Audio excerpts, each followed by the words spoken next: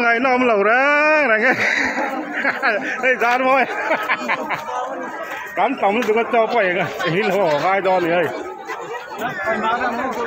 đó thì mấy lú liệt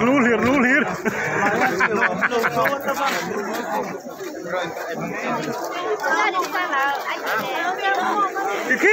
này đây nó đến gần lằng khi này khi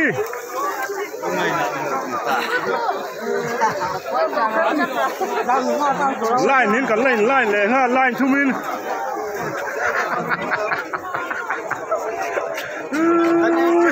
ngày năm là về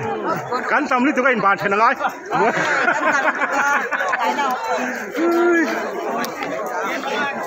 cắn tầm lít tụi anh bàn thế nào ai đi ngồi anh vào